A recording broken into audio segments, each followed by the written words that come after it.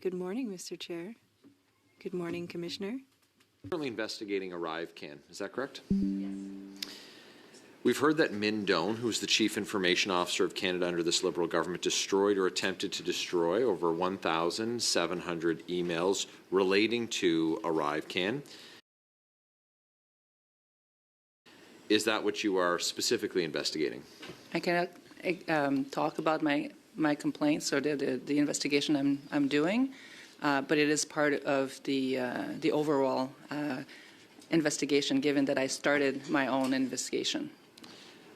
What was the trigger for your investigation? Well, the number of complaints that we received, the allegations that we saw, the testimonies that you've heard was sufficiently serious that I decided to initiate my own investigation into the affairs of CBSA and ArriveCan.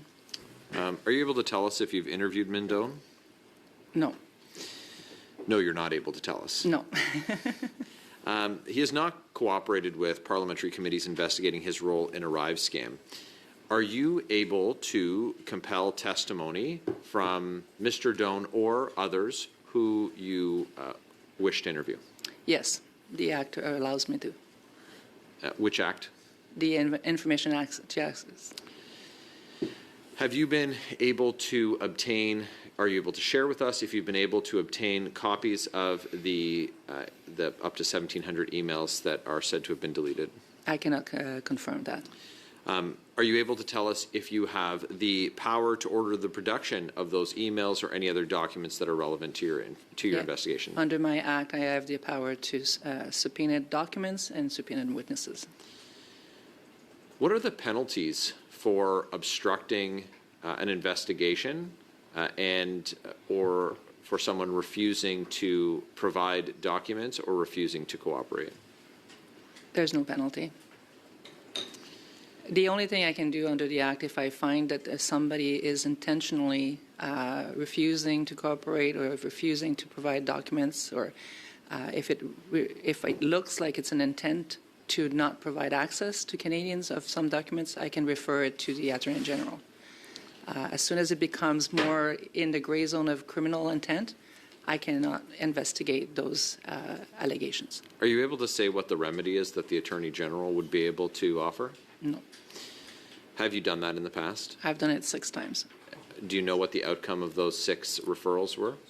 I've never been aware of an investigation. So we've seen key players in the $60 million Arrive scam lie to parliamentary committees. We know that the House found one witness, one individual, to be in contempt for prevaricating and refusing to answer questions. Are you witnesses that you interview sworn in? Do they take an oath before you take testimony from them?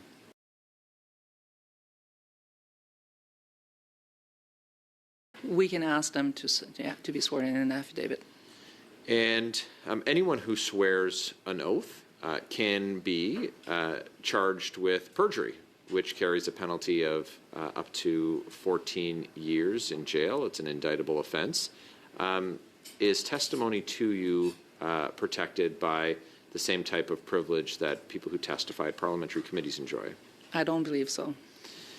So the cases that you refer to the Attorney General, to the Crown, could be referred to a prosecutor for charges of perjury, as an example. That potential exists. That would be in the purview of the Attorney General's decision, yeah. But for the half dozen, and could you tell us over what period of time you've made referrals? Over the last 40 years, okay. The Office of the Information Commissioner has referred 6 cases. Are the details or the specific cases that you referred, is that a matter of public record? No. Is it confidential? It's you can access this under the Access to Information Act. So would one need to file an ATIP with your office to get that? I believe if you do an informal request, we probably can provide you some information on these cases. Ms. Menard, would you be willing to provide that information to the committee? I will.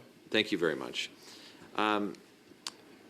who else would be subject to your investigation? Like, who, we're talking about with respect to ArriveCan. Are you able to share with us what your scope would be, or is that details that you're unable to share? I cannot, yeah.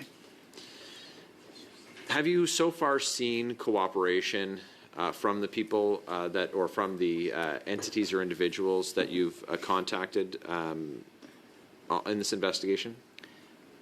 I cannot confirm. Are you able to share with us the anticipated or your target completion for your work? Is that something that you forecast? I'd like to finish before the end of this year. The end of the calendar year? 2024, yeah. And that would mean that you would have, that you'd be able to report on it by that time? Yes. Okay. You mentioned how much time do I have left, Chair? 25 seconds. Commissioner, thanks very much for your response You're to my welcome. questions. I appreciate it. I'd like to circle back to the point that you've raised. You raised in my first round and in the round with Mr. Couric, talking about ArriveCan. So we have you have an ongoing investigation. I appreciate that the details of that you can't get into it.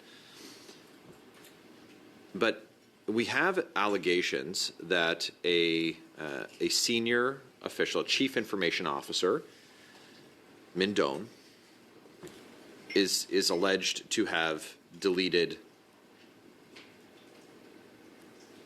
1,700 emails, maybe more, we don't know, destroyed documents in a case that is of great public interest.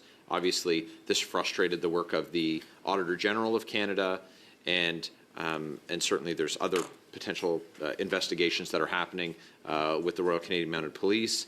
They've indicated that they are, in fact, investigating ArriveCan. So in an investigation, if you find that a government official has deleted or destroyed government documents, what is the consequence that is meted out for a violation under the Act? So there's two things. Administratively, somebody could have destroyed or erased emails, and I don't have any penalty. There's no, like, if we arrive to the conclusion that the documents don't exist anymore, we can make a finding and we can produce a report. But if I find that there's reasonable evidence that it was done intentionally, so that it was to remove somebody from having access to these documents, my only authority is to refer to the Attorney General for future investigation.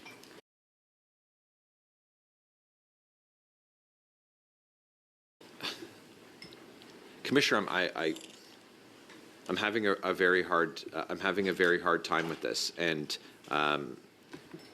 so we have a situation where individuals that you're investigating, like in the ArriveCan scandal, as an example, can lie to you, can commit perjury, can be found to have intentionally destroyed documents to frustrate investigations, and the maximum penalty that you can apply is a referral to the Attorney General. Is that correct?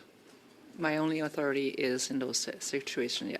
So herein lies the problem, because, as has been pointed out, the Attorney General sits in the cabinet, has been appointed by Prime Minister Justin Trudeau.